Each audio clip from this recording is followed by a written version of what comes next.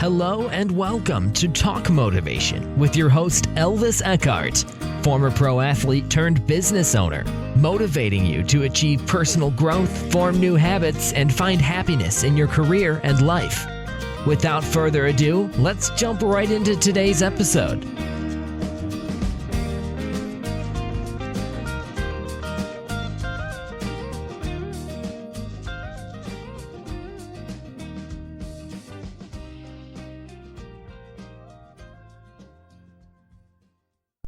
Hello everybody!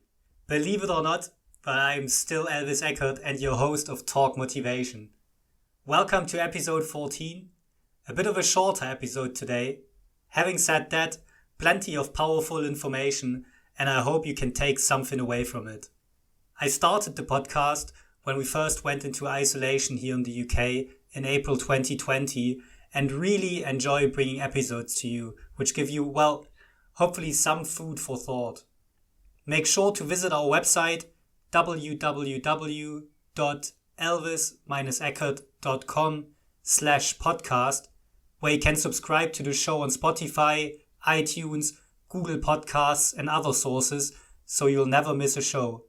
While you're at it, if you found value in the show, I'd appreciate a rating on iTunes, or if you'd simply tell a friend about the show, that would be much appreciated too.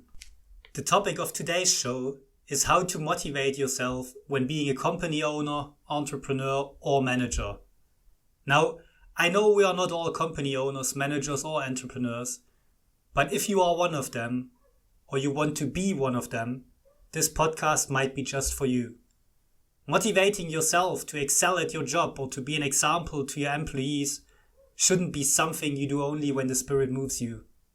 It's an ongoing process that should include every facet of your business life.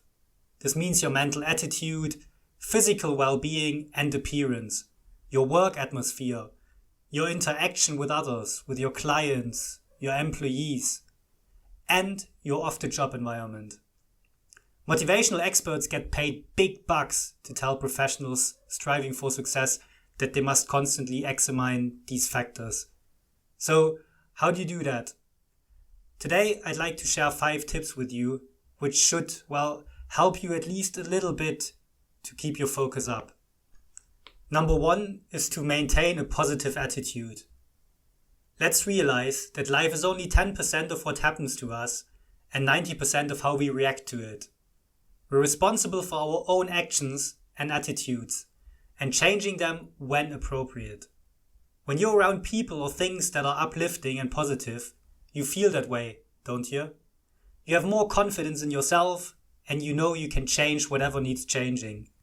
If you can make your workplace such a place, you find happier workers or employees and you find that they produce much better results. You might even find your employees look forward to coming to work. How good would that be? Number 2, leave your personal troubles at home. I know, you know, everyone has problems, but they don't belong at work.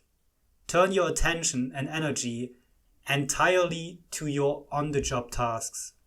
I know that sounds very hard, but it is vitally important. This will actually be good for you because you get a mental break from your troubles. My third pointer would be to create positive affirmations. If you listen to other episodes of Talk Motivation, you probably know by now that this point is one of my favorites. Starting to affirm was a game changer for me when I started it in 2019. The reason for writing goals for your business is the same as creating positive affirmations on paper. What you see and what you hear, your mind will believe. Try it. After you've written them down, read them aloud to yourself and do it every morning when you get into work. You'll be amazed at what happens. Come up with a set of new ones every month. Statements such as, I'm an important and valuable person, or I know I'll make good use of my time today. Repeating them out loud every day at a set time will help reinforce positive actions.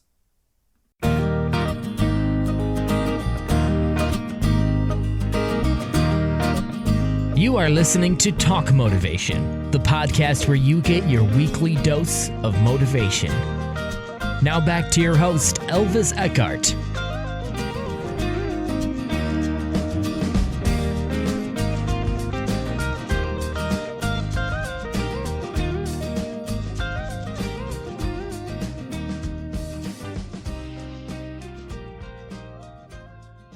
Welcome back to part 2 of Talk Motivation.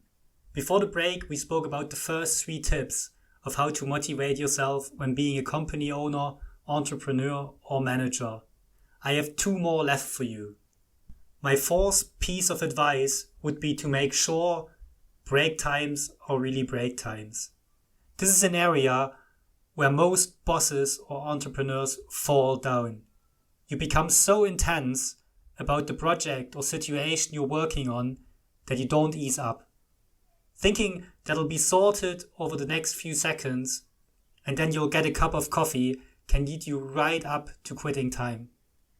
Regularly adhering to a specified break schedule, even if you're the boss, releases that tension. If you work on a computer, this is even a greater problem because before you realize it, you've been working in that same position for hours. Your back will not thank you for that. The best answer to this is to set yourself a reminder on your appointment calendar for every 2 hours and let the computer reminder chime send you the alert to move around. The 5th point I want to speak to you about today is to exercise. Exercise, exercise, exercise.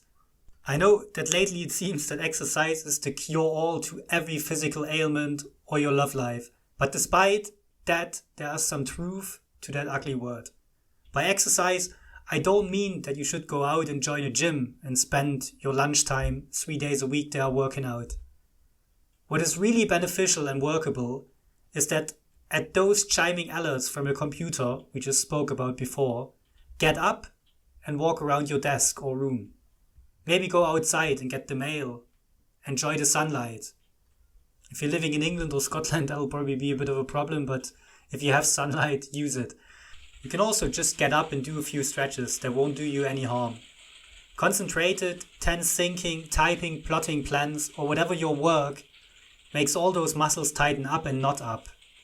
Then, when we move, we ooh and ouch because we knotted up into a ball of tension.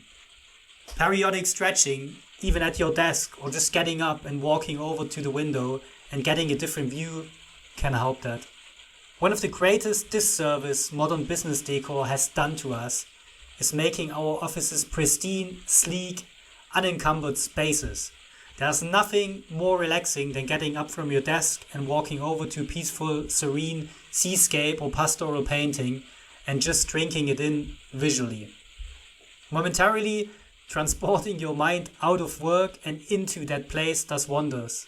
A few good paintings and less shiny chrome in offices would possibly benefit us all. It only takes a little concentrated effort on your part to keep motivated and productive, which in return will lead to success. I know you're going to hate hearing this, but it's true anyway, and that is when life gives you lemons, make lemonade. And on this note, I want to finish this week's episode. Thanks for listening to Talk Motivation. If you enjoyed this week's episode, please share the love and let your network know about it. Thank you so much for making this one of your favorite podcasts. Please do go subscribe and leave us a review on iTunes because it helps others to find the show, or better yet, just tell your family, friends and acquaintances about it. Everyone really who loves a bit of positivity. Feel free to also connect with me on LinkedIn and we can take the conversation there. Thank you so much for listening to this episode of Talk Motivation with your host, Elvis Eckardt. To listen to this episode again and to find previous episodes, search Talk Motivation on Spotify, Apple Podcasts, or Google Podcasts. Sayonara, muchachos!